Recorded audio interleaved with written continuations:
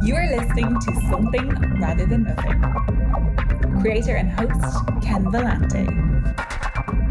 Editor and producer, Peter Bauer. What you do, your approach is very unique, blending the philosophy part with art, and then you just have a killer lineup of guests. So, those two things to me make it a really unique thing in the podcast world. That's groovy. Thank you. Yeah. And the dissemination of entertainment and news and everything else is so different now. Your things are kind of like a shiny quarter sitting on the sidewalk. People are gonna. I appreciate that. Trying to be conspicuous. That's so kind of you. Like in talking, we're recording now. Like even, like I realized, just like about the show, right? It's like such a strange thing to do. Hey, and listeners, we got k.g.m.r here, and you'll hear the excitement throughout my voice throughout the entire show. Listeners, recent performance of dedication sounds of the great 1970s show, the Rockford Files. I'm wearing the shirt. We'll get to put some video clips, but just listeners, so you know what you popped into. But about the show, like it's independent, right? Like who tries independent things now? You do, right? But and in Portland we do, and I like independent doing a show, but it's like in this world, like looking for things, right? Being conspicuous, like said Bob, right? Like the shiny quarter. I was reading an article 2 or 3 days ago, and let's talk about AI podcast slop. Mm-hmm. Let's talk about something really dirty, right? There were hundreds of shows like this one day from this one publisher about everything in the universe. They even have fake AI names, and it's about like everything ever to be created. So like the amount of content, like this flood of like, what the fuck is it? Like history of everything ever with, Janie Robot and Johnny Robot, your favorite AI robot guest host, like even just the finding, or the looking. I bumped into one, so I'm a baseball nut. So I find this. I didn't look at the heading or the description. It was a baseball thing, baseball nut for me. Talking about pitchers of pitched 80 years ago, players. I'm listening to it, and it was the first AI when I read into it. Like all the words were misspelled on the front.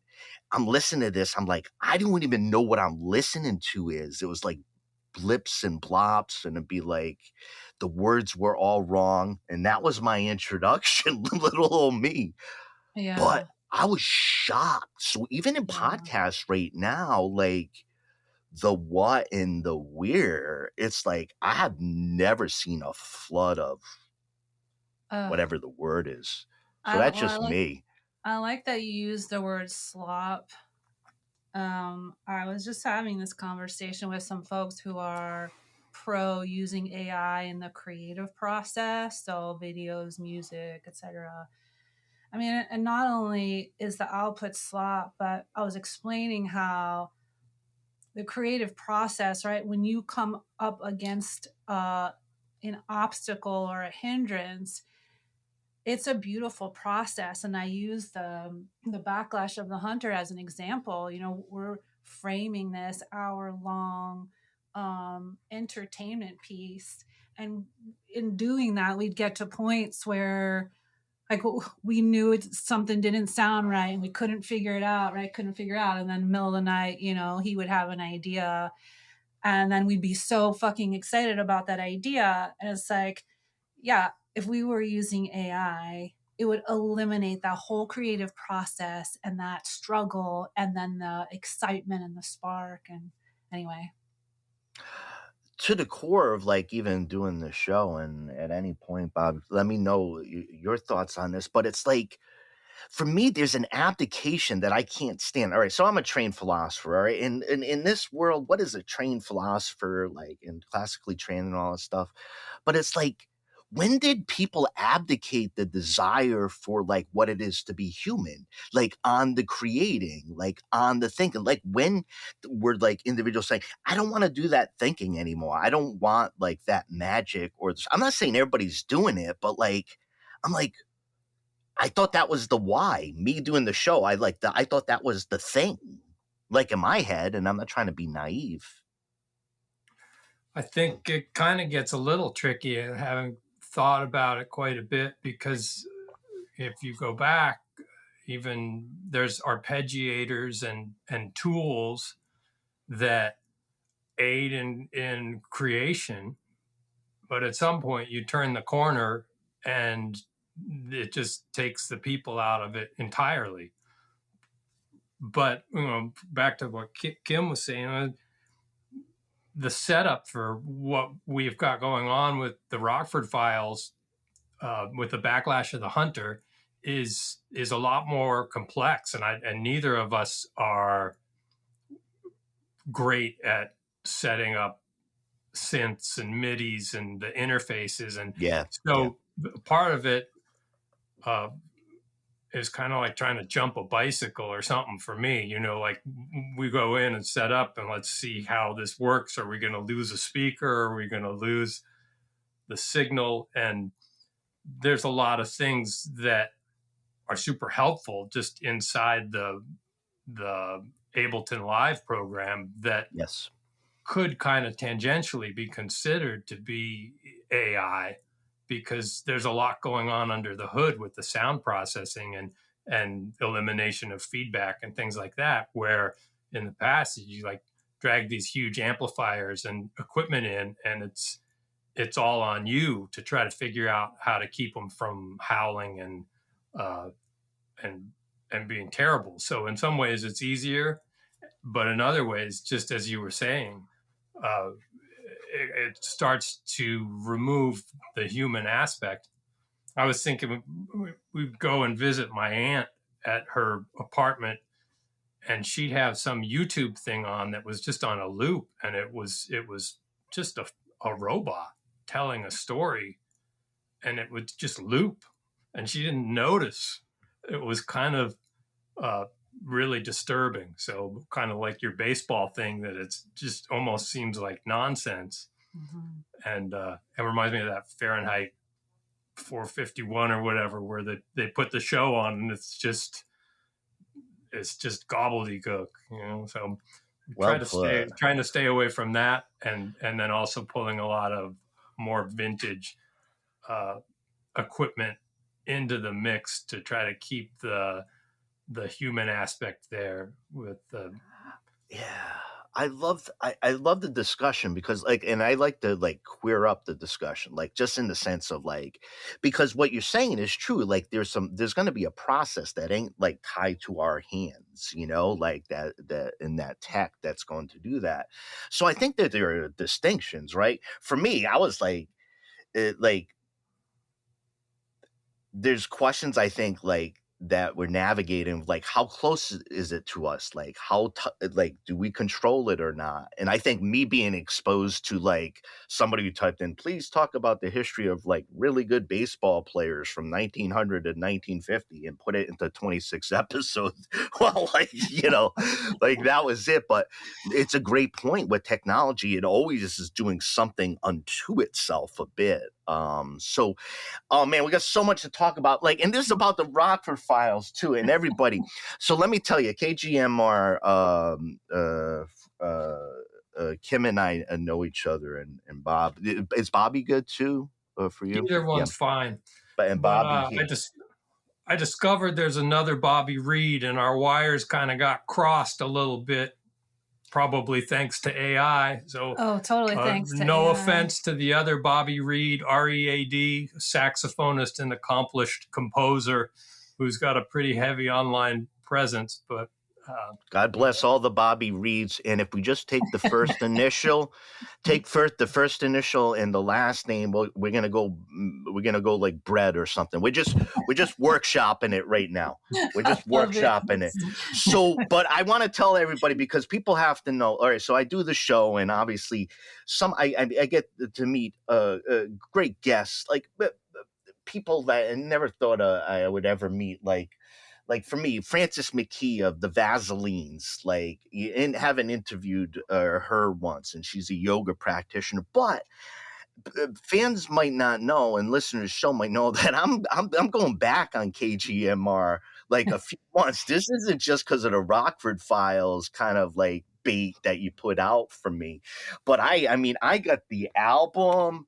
Like, and if you're looking at this video clip, I got the album, and recently what we're talking about here was in Portland a few days ago. My partner Jenny and I went to the performance of k.g.m.r, which included for me, it was the Rockford Files. Now the Rockford Files, you're going to tell us a little more about, but for me, was a show I really enjoyed. And I like the particularities, not to be analytical, but 70s TV shows were gritty. You all talk about all the different colors, the weird drama. It's like, it feels like completely different action show. My brother Chris, who's close in age, and I, we both watched the Rockford Files on reruns, which would run before we could access everything at the same point. You'd have to watch at a particular time. They'd already put on TV. And me and my brother had the type of heads where, well, we'd watch everything, let's say, like of the show.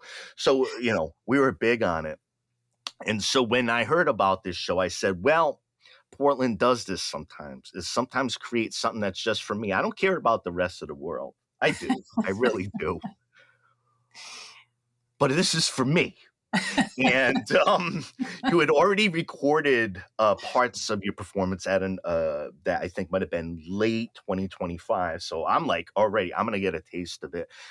But for me, quick description. I want you to talk about the project. But for me, it was like, the colors were amazing. As a painter and an artist, I was like, the colors on this show, that's right. You're showing this to me right here. The sound and the loops and the experimentation and what you did to, like, for me, it was like expanding out the ethos and the feel of this show, and almost having like an internal soundtrack to pull back onto the show that came from the show. So I was tripping in my head, like, on the ideas of what you were doing. And anything Rockford Files, I'm in the door, and then you expanded it out.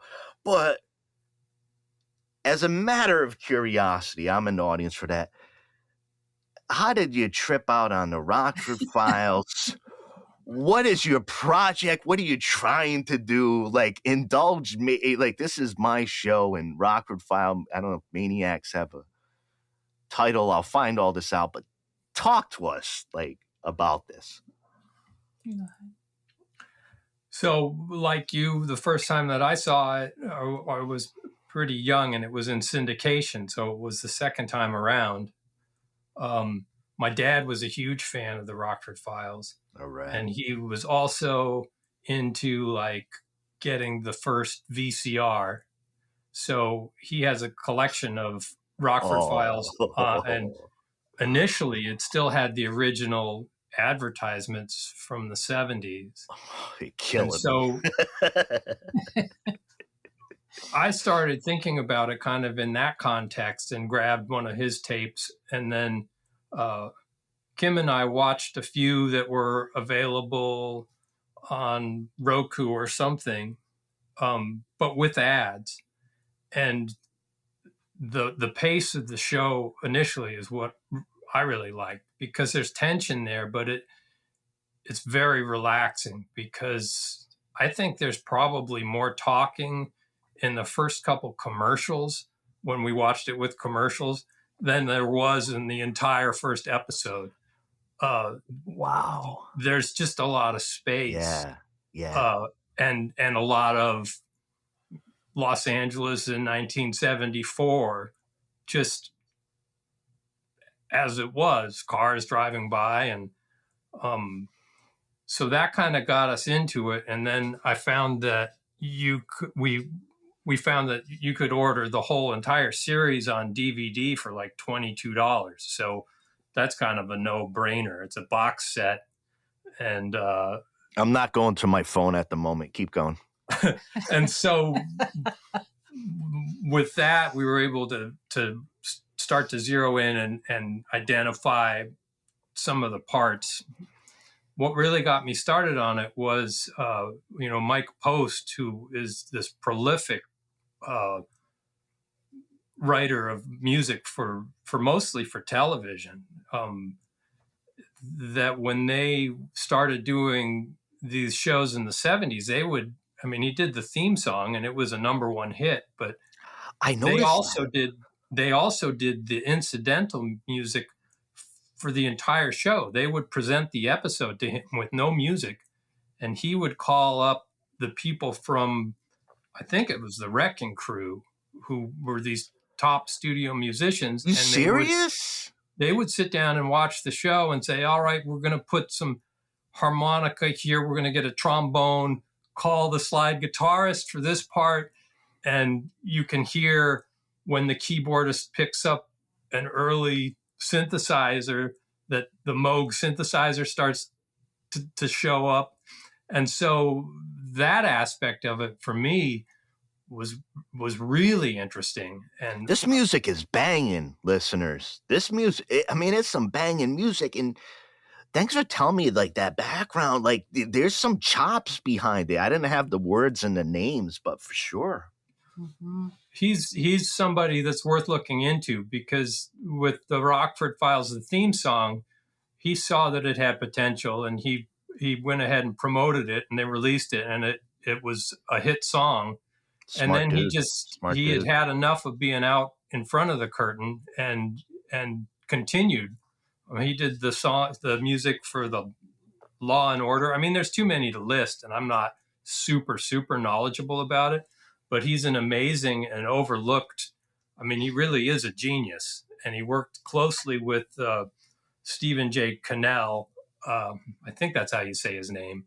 Yeah. Who isn't a musician, but he's a guy that was apparently really integral to the development of the ideas for how this. There's a through line with Cannell that goes, like, I don't know how far back, but like in the 70s, because even in the 80s it was action shows that were retranslated, like A-Team and like Riptide, which was right after it. But it even goes beyond that. I'm not an expert on Cannell, but there's a through line of like the action like show with cool ass music and like good actors and actresses. You see a lot of upcoming like people in these shows. So yeah, shout out on the Cannell, and plus the Post, right? Mike Post, you say? Mike Post is I think he's a genius, and he's overlooked, and the music doesn't sound like anything else, especially the incidental music.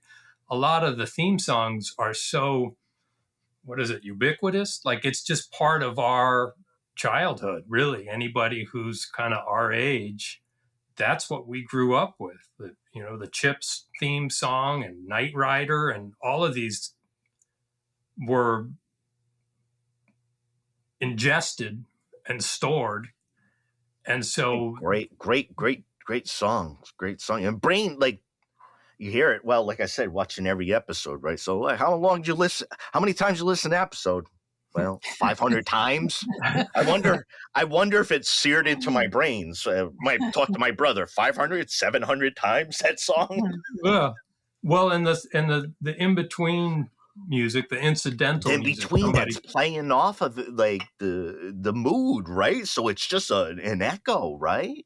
Mm-hmm. Yeah, and so we started to work with that, and we zeroed in on this first episode because we really liked the visuals, and the entire series is too much to tackle. So with with this first piece, we concentrated on that, and it really resonated with people. Like I know that you were excited about it. We were super excited about it, but there were some people that it was like something happened to them, and I'd never experienced that, just going in and like, hey, listen to these songs that we're going to play. People are like, yeah, great, those were great songs. And this was more like, there was sort of almost a mania. It was like a frenzy. Some after the show, actually, people's brains are going. Go ahead. Yeah. And what's interesting, so we did a shorter version that was mostly improv back in the fall at the Portland Improvisation Summit. An audience that was much younger who didn't even know what the Rockford Files were. Tell us. And the same thing happens, like just people coming up to us afterwards in this kind of frenzy. But this last show, I mean, it just even topped that. And it was so exciting to see people so excited and like having this other kind of experience that they probably weren't expecting. Kim, on that too, like, that fascinates. It doesn't surprise me, but it fascinates me. Like, I think, like, I thought about in terms of this, like, and maybe it's like Portland and just the sheer, oddity of the project. We end up circumscribing things like in this way or that way, right? Like serious, non-serious, and everything. But what do you do with like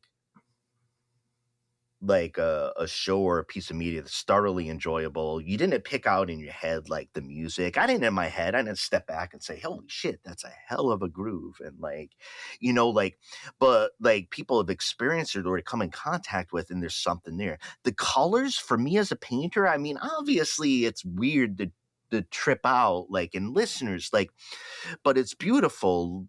You'll hear voice of like mentioning particular colors that are pulled out in this LA from 1974, and you giggle at first because you're like, what are we up to? Denver gold, regatta blue, Carmel beige,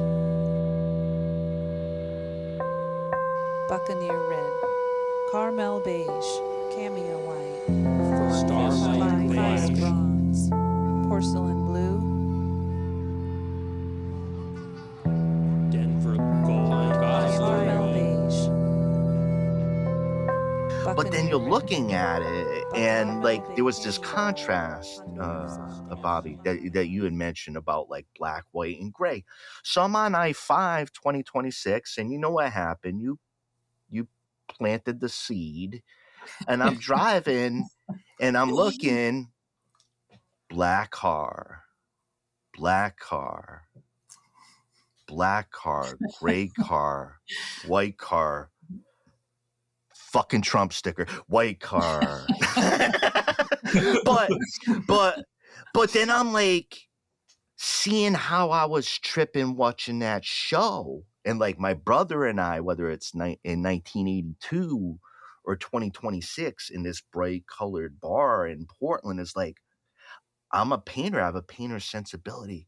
Look at that fucking yellow. Mm-hmm. Like, look at that green. Like, look at that weird. Like, that green's almost gross, but it's gorgeous. Mm-hmm. Or like that shiny brown. And like, that's big, right? It's an eccentric little thing to point out, but I'm like, it's at a different landscape that you're looking at. Like, it looks completely different than the thing that has the name LA. God bless LA. It's colorful as hell right now. I'm not saying it's bland, but what you point out was like, this was a moving picture or something. So it's interesting you mentioned the colorful bar, because it's not a colorful bar.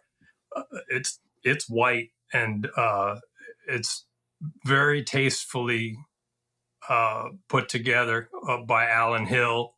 Mm-hmm. It's Bar Botellón, and it concentrates on Spanish wines. Originally, he had it called something else, but he got a cease and desist from Boda Box Company. Jerks.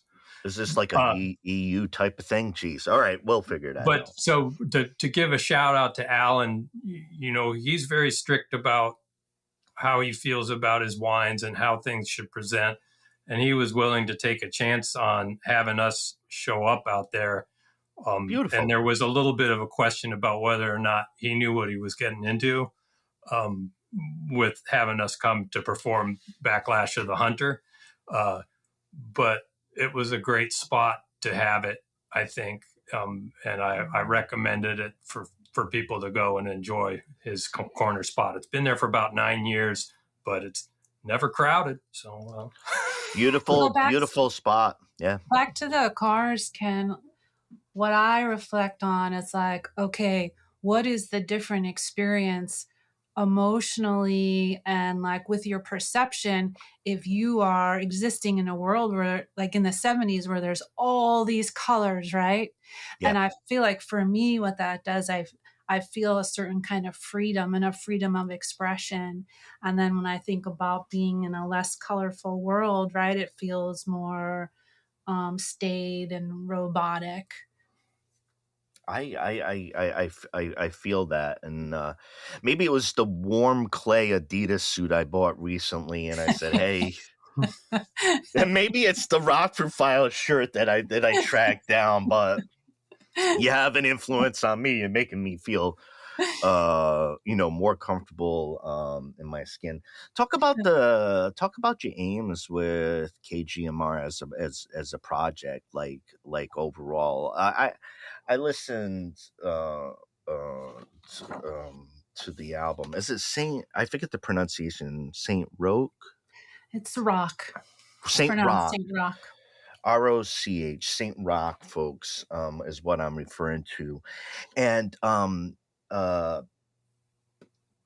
really enjoyed this album, and like I said, had seen the recent experience. So like I'm around your art, but what about the art project itself? And obviously I dig on it. What why art, right? Like why, like what are you trying to do? You having fun? It's high quality? Like what's going on? Well, we come up with ideas and flesh them out, and some of them make it into songs and some of them do not. I think for me, a lot of times I sort of toe the line between clever and stupid, and we try to come up with stuff that's going to be hopefully up to but not beyond into just being stupid. No, you're hitting the spot. I mean, I'm a particular audience, but in the performance, people were digging on that for sure. We're both such longtime musicians. Both of us were those little kids who actually practiced their instruments every day, and we both go really far back playing music. For me, it's always been emotion-led, so I feel things and it literally comes out in my fingers at the piano. And so some of the very first creative things I did was like a little kid, and I had a mini Casio, just a lot like the one we used in Backlash of the Hunter. I had one of those plug-in, like 2-octave Magnus organs, and I would pretend I was creating soundtracks for horror films. And then at one point decided like I wanted basically a sample of all different people saying hello. So I was prank phone calling people, and I had my tape recorder, and as soon as they said hello, I'd hang up, and then I'd move on to the next person, and I'd do it. And so I had this cassette tape of like all these different people saying hello. Well, the last one I did, people had a tracer on their phone, and next thing the cops were at our house. But anyway, I digress. It's gonna end. Everything's gonna end sometime. But it's a long story of a way of saying that I think for both of us, Bob's been in bands basically his whole life. Just a way to emote, really. And it looks a lot of different ways. And so when I think about the aim of k.g.m.r, like we don't have one. If you go through our whole discography, like it's so different, and that's not even incorporating a lot of the stuff that Bobby's made on his own. Yeah, I mean, for me, my folks had me playing violin when I was in kindergarten, and then I think I was 13, and I came home one day, and my dad had bought an electric guitar that he claimed was his. But I don't know. What do they say? Like, give a man a fish, and they'll be hungry tomorrow. Teach a person to fish, and they'll spend the rest of their life drinking beer in a boat. I think there's a parallel there with, giving a teenage boy an electric guitar. You're rolling the dice with how they're going to be spending their time and where they're going to be spending their time and what they're going to be doing. And then we had tape recorders around, and I would record, tennis shoes in the dryer and terrorize my brother with it. And some of the things I feel like I think of ideas, and initially, even to me, I think that is just totally silly and kind of stupid. But when I really look at them and start to pick them apart, there is something there that's has more to do with serious things than just a silly idea. There's a depth to it, and just because it comes initially through silliness or something that sounds like, oh, that's just a zany and wild idea, you flesh it out and start to really look at it, and it means something different than it did initially. Like, why you had this idea of something that seems ridiculous and even stupid, and then it turns out that it's not. Yeah, I like, for me, in having so many conversations with the artists, but like a huge influence of David Lynch upon me was like almost like the idea of just quite simply that he would capture the image in full, and pull it in with his net and his brain. So it was like trying to eliminate the prejudgment. Like, why is there a horse in a room standing there that's a white horse? I don't know. That's what I pulled in on it, right? And so just like kind of like a different approach of like, I can't predict what I put. Like, I put my net into a dark pool of liquid, and there's this thing here, but there it is, and so for me, that everybody creates in a different way, but that like just opens so much like more about it, of being like, okay, that's a new thing, and just open up for our minds, like what works. You're not trying to hit the target audience of Ken Vellante and Chris Vellante, Rockford Files, put out whatever I'll put out because these guys will take it up. But it's like not just simply the nostalgia, but it's like reviving like the colors and the sounds in that. Where I walked out of there and I was like, I wasn't like, I want to just watch one episode, but I want to like watch and hear all of them. And then like on the soundtrack idea of like hear this flow of sound and how it impacts us. Anyways, like so fun. Like, thank you like so much on that project, and asking you about the band. Like, do you plan on expanding out this performance? Because I listened to the track that you had on this episode, and it was a good amount of time, like 30, 35 minutes. And then I saw it live, you went on for a while, and then I was wanting more. Like, what's like 2026? Like, what do you want to experiment with or have fun with? Like, whether it's this project or another project, art-wise. Well, so when we got done with our performance over there, we had neglected to press record. So I got some of it.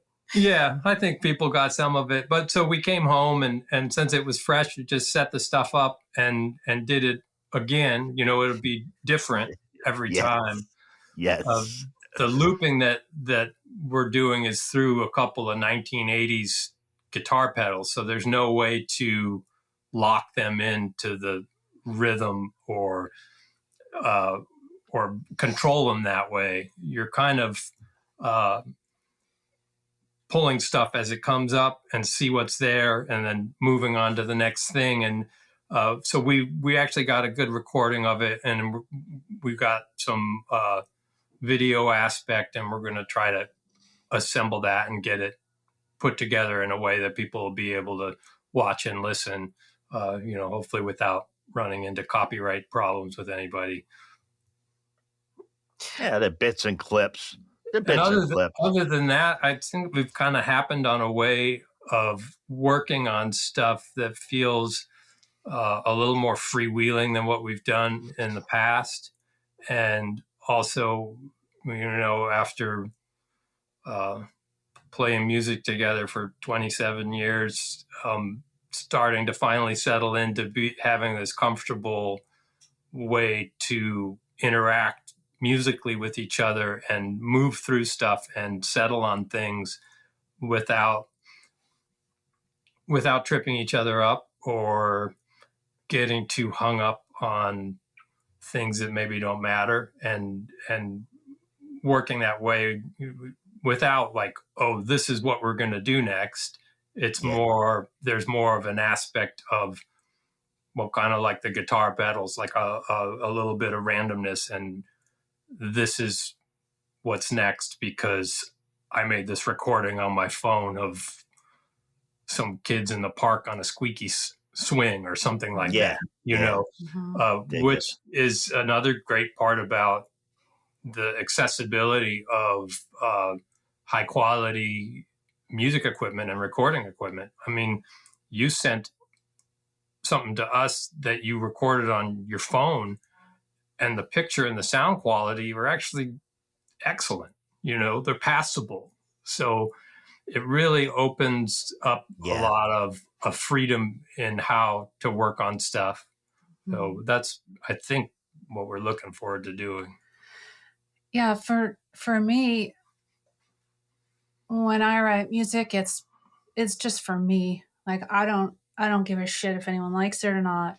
But it really did move me again, like seeing people so delighted performing this. And so we kind of like latched on, like we thought that'd be the last time we performed the Backlash of the Hunter. And now we're thinking like, it really delighted people so much and it entertained people that we maybe want to do it again. And even if we don't want to do it again, I'm very attracted now to this idea of creating something that delights people, like using our creativity and talents to create something that is truly delighting people and giving them that experience that you were talking about. So I've never thought about that before until like a week ago at that show. It's part of like the learning experience. I don't like in the 70s and stuff too. Like for me growing up, like for me there was like, this is just my take on it. There was like, it seemed like real like cultural like advancement in like African Americans on TV and other cultural groups. It doesn't feel the same as like modern type of stuff, and I don't follow the trajectory, but like whether it was sound and like inclusion and all stuff, it just, I don't know, it had a feel to me that always seemed like more authentic. And so like bringing out the colors in the sounds for me is like, it felt totally like that 70s, and it's a different world. So like kind of allowing that world to exist again. And this is not I don't know what the world, it's going 2026. I don't know what I just don't even know. But like as a live culture, like when people are tapping into that, even with the not being necessarily familiar with the TV show, they're like, oh shit, that's my grandpa. Like for me, like I was watching, I'm being like, oh shit, that's my freaking uncle, like chilling out, right? That's what's going on. And like, that's the deep piece. And again, not to be overly analytical about it, but like, pulling that back out, allowing people to like live and breathe in that. It's like, in this world right now, sure, like do it for a bit. Yeah. I don't know. It's the way it feels to me. I think that there is that, especially in the early seasons. And I think it's important to mention that, James Garner was a social activist. He was heavily involved in helping to organize the March on Washington, D.C. Good man, James He Garner. was Good man. Very early advocate of legalization of marijuana.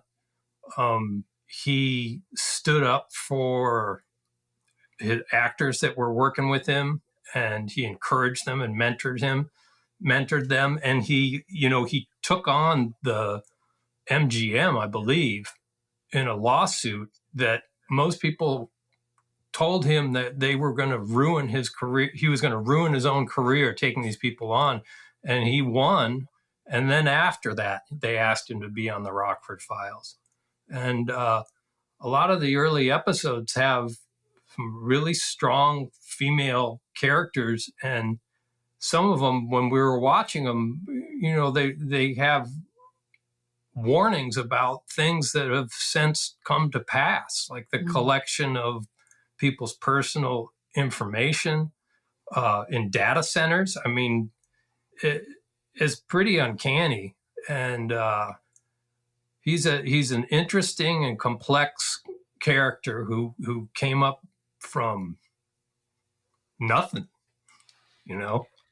Yeah, shout out. Thanks for bringing that out. I knew some pieces of that. And for me, I was always like, if I had half the looks of James Garner, I could go a long way in this world. Like, I mean, God bless the man. I don't know him intimately or anything, but I knew that too. And I knew he dealt with a ton of shit on the show and the contract and the physical pieces. I mean, you even allude to that in the performance. Like, he dealt with that shit as a worker on there and probably wanted to do things a certain way. And they were giving him, I don't know the whole thing, but Gretchen Corbett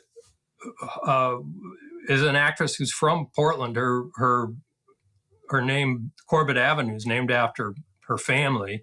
Wowza. And she plays a lawyer in the early seasons. And she ran into something where they were going to do more with her and pay her the same amount or less. And James Garner encouraged her to just walk away. She was an important part of the show, and then all of a sudden she's just gone. And she went on to do a lot of other things, and she's still alive and active in working in drama in Portland. But he wasn't one to like, oh well, you please don't leave. We need you for the show. And he just he helped people a lot.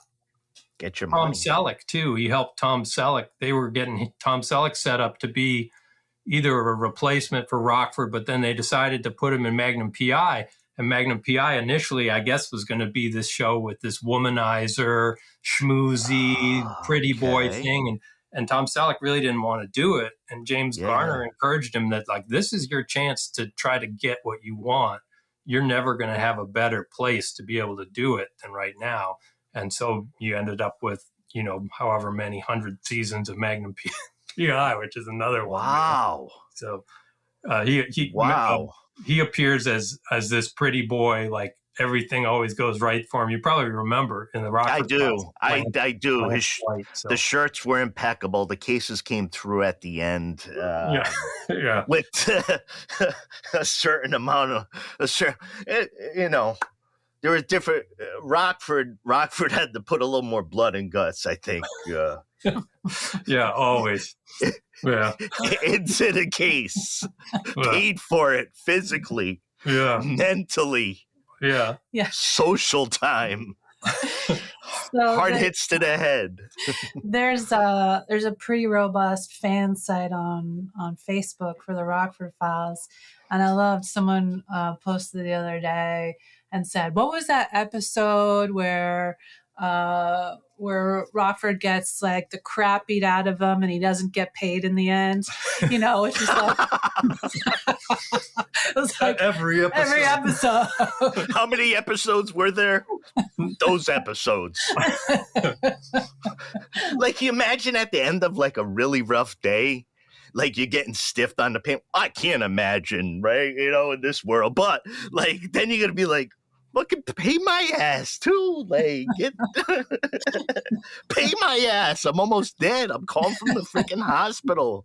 Pay my ass. Like, this whole check's going to the hospital bill. This is 1970s America. I'm not tied to an employer. I'm a freelancer. Yep. Oh, poor guy. Anyways, made it through. So,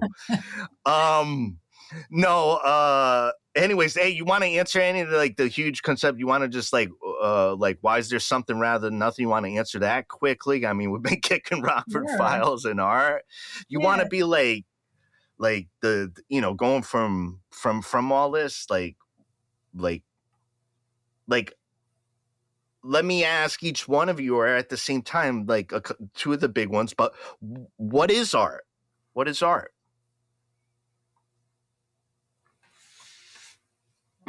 Kim warned me about these questions. And so I've been thinking about them. I was in an airport probably more than a decade ago, and this guy's in a suit. He's coming up the escalator and he's waving his arms around and talking loud and making all these weird faces. And people were kind of looking at him like, and he gets to the top and I see that he's got, you know, one of these, like a earphone thing in, and he's on a phone call and he's waving his arms around and making all these weird faces and talking all loud. And I think art is the earphone that lets you do things in a way that people aren't going to judge you as being insane because, well, it's okay that they're doing that. It's art, you know? So I don't know if it's just a construct. I mean, I think you could go on and on. You know, people use art to hide their wealth and make statements about things. But in some ways, it's sort of a slippery definition. But I think that part of it is that, you know, giving yourself permission to do things. That helps me a lot, what you said right there, because like one of the things I kept bumping into early on, because like in doing this show, I kind of expanded my like identifying myself as an artist. And I realized there was just this inflection that was very simple. Like it had to do with like that, you know, like in your head, okay, that was an artist. It had to do with inhabiting that space and say, fuck all.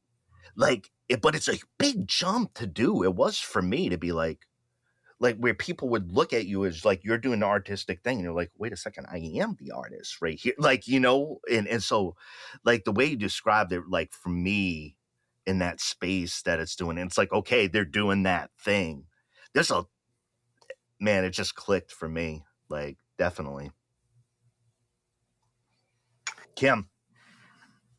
For me, it's really about taking the intangible human experience and making it tangible, right? Because again, like for me, my creative process almost always comes out of emotion. So intangible ways of being and feeling as a human, and art makes that tangible. And I think about, you know, our dog dying 2 days ago. You know, we spent all day crying, and then at some point in the evening, we just started playing music. We were listening to music. So, you know, like Bob first put on this Thin Lizzy album. The Friendly Ranger of Clontarf Castle. we started Thin there, Lizzy. you know, Thin and Lizzy. with the line in that song that says, say goodbye to a very good friend. And then after that, we just were listening to music for hours and, listening to things that were helping us process all of the grief. And all of those songs we listened to helped make it become more tangible, this human experience we were having of loss and grief and sadness. Yeah. Thank you. And thank you for sharing that. Also, today's, as we're recording, is record store day. Oh, really? It is record store Huh. day. So I gotta go search for album. Yeah, maybe it's this compulsive thing. There was one album I saw advertised that I really, and somebody who I've had on the show, April March, and she does kind of French like retro songs. She's completely fluent in French and English, but it was interesting. She used to be the lead designer and animator for Ren and Stimpy, the cartoon, as well. Interesting. So, anyways, I'm gonna end up hunting down or trying to hunt down the April March album. But like, yeah, just the music. Like for me, I grew up. My parents listened to a lot of 60s and 70s Motown stuff. A lot of variety music, but as a kid, it was like early hip hop and rap. And as I went along, like I really liked to be able to get into like angers and frustrations, and music was like just the one place. Yeah. But you found the magic alchemy of the Rockford Files. You've tapped into it. Yeah. Well, At least, with this small subset here, but you've tapped into something. One thing I want to say about like you talking about growing up and the music your parents were listening to. So I love to dance. Like I really love to dance. Yeah. I mean, I dance all the time. No, but I think the reason I love to dance is because growing up, my parents were disco dancers, and they would, it was whatever, Thursday night or whatever. Move the furniture. Yes. Not only move the furniture, they'd roll up the rug in the living room. They'd put the vinyl on. My mother would strap on her heels, and they would practice. And my brother and sister and I would, sit on the couch, just like wide-eyed and watching them dance, and the beat, and that beat just got in me, and so it was this kind of like birth of happiness around a beat for me, and so like that's lifelong. Yeah. It's a beautiful thing. I grew up. Well, my parents were young too. Like my mom had me, she was 17, right? So they're still kids, It's gonna get a Friday night sometime, right? Like I don't have to explain shit. You're like they got these little kids, and they're in their late 20s. I mean, shit, Friday night. But yeah, the part. Oh, and then the parties too. Like I don't know. It's just like the way with like resources that were put in, a few dollars here or there. I remember like a big trash can, and it was like the generic beer where it'd be like BEER on it, and like in the ice. So you got the record, you got all those records, you got the beer and ice thing. It was probably like that's like the Repo Man beer. It's like $3 a case or something. Beer, yeah. Yeah. This is Rhode Island. There's no like returnable. There's no deposit. This is like hardcore, like 70s into 80s. No, but anyways, music and dance, like what do you have? Like it's not that difficult to explain. Like at the tenement, like 20 some people there, like there's a lot of energy that needs to get out. Yeah. Yes. That is beautiful. Where do people find k.g.m.r stuff? I've been talking about it. I have tangibles, I have an album, but where do people stream stuff? Rockford Files or not? Lovers of music. Where do they go? Yeah, it's on all the places. Yeah.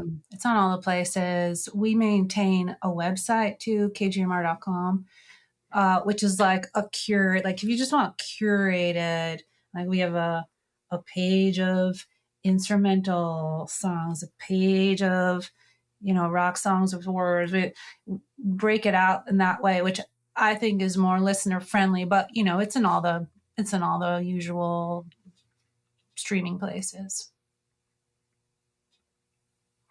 I think personal indulgence, and just make sure you keep going with the Rockford Files, not to extend it out too far where you get bored and start to hate the project. But if you're choosing between putting some more ear into the project or not, I would say go toward the ear of the project. I'll show up.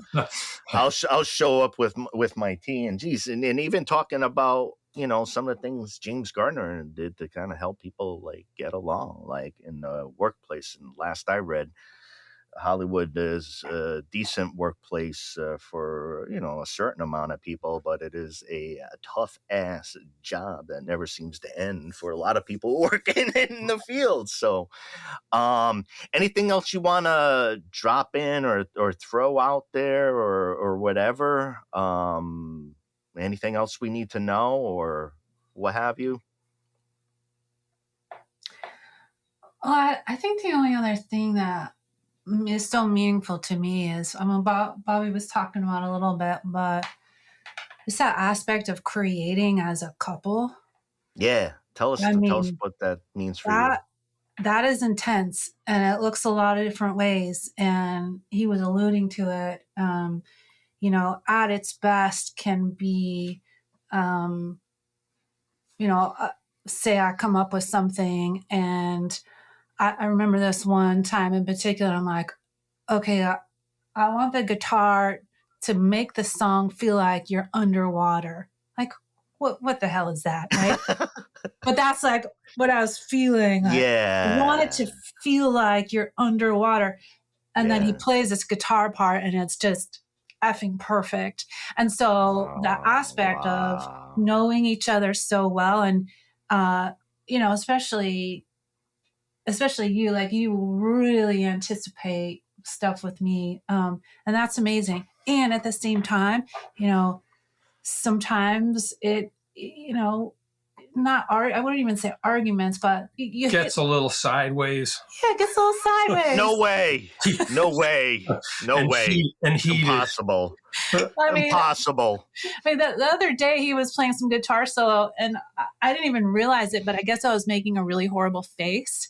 And and he stops and he's like, "That is the meanest face you've ever made at me in your life." And I'm like, that is so discordant from what I'm doing right now, and I gotta let you know. But so cool to to do all that as a couple, and it's beautiful and amazing, and it's messy, and it's it's a lot easier to get the other people to show up too for band practice. Yeah. Yeah. There's yeah.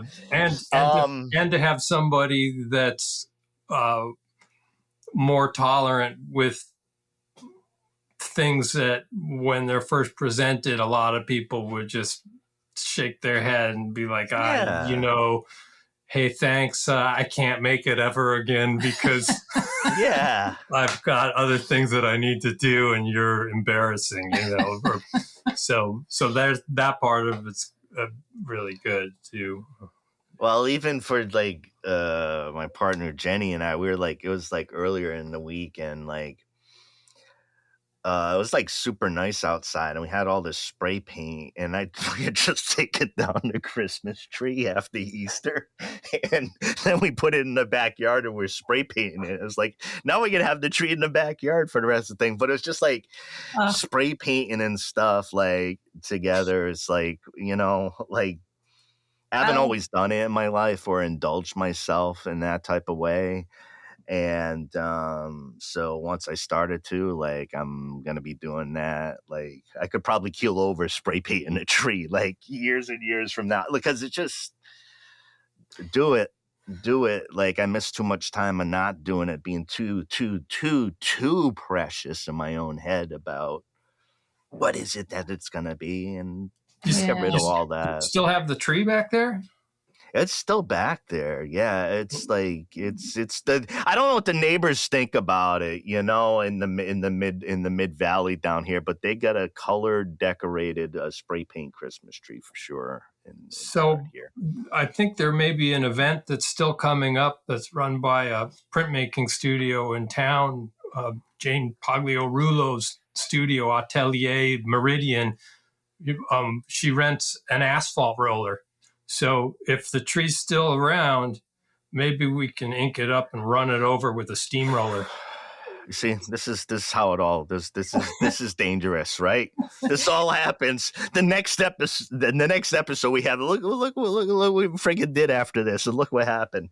I love it. Yeah, you definitely need to be a part of that. And just real quick, I love that story so much because it reminds me we fell in love on Easter. Yes. Because we had we blew out eggs and like painted them, and I think we even put like offensive sayings on them or images. There you go. It said like "He is risen" or something like that. Anyway, there's this collection of very silly Easter eggs, and then we went downtown and we snuck them into the front window display of an art gallery. They were nice. You know, we didn't know what to do with them. We had little stands for them. That was the moment. So they stayed there for a few days too, because it was kind of up, you know, where people walking by on the sidewalk would see it, but no one who's working there. They change the display out every month or whatever. But for the most part, I think when they're out the door, you know. So that was kind of. That's why I do this podcast, so we can at least get to the point where we got to that story right there. I say, this was, yeah. That's like, maybe we'll encourage some people to plant some artwork in art galleries around town. There's plenty of them to pray on. So it's, you know, sometimes it's like, what's the most beautiful, you know, piece of art ever produced? I don't know, like Mad Magazine 52 is pretty good. I mean, like, you know, at a certain point. Good work on that. Everybody, k.g.m.r, great music, and obviously, you know, drop into some of the fun around the Rockford Files. Listeners, if you have not watched the television show from the 1970s called the Rockford Files, at least put your toe in the water, you know, enter the stream, as the Buddhists would say, like wherever you are, enter the stream. And so the Rockford Files, I would say at other media, Stephen J. Cannell. And so thank you for your unique art. And at the essence, I don't know, like, what is art? Is like to kick it around, have some fun, think of some ideas, and be like, this is fun to talk about. I'm going to focus on what we're talking about now, you know? Nice. So really appreciate the both of you, and couldn't thank you more. Thanks, Ken. Yeah, thanks for the opportunity. It's really fun. I really appreciate it. Really fun to talk with you.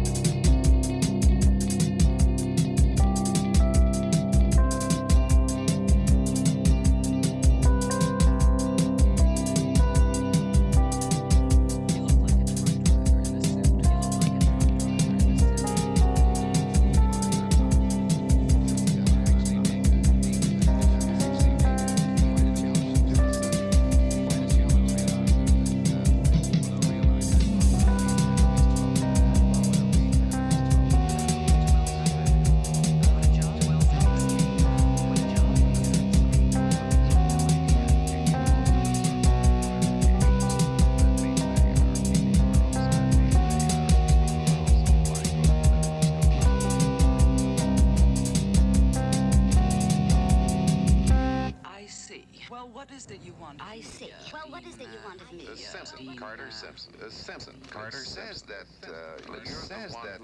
you're the one who's going to pay for Nicholas's education at Mlle. Since you're not related to Nicholas Butler, we just wanted to make sure that you're willing to pay for the full 4 years. Well, what we're trying to determine is just how. This is Something Rather Than Nothing,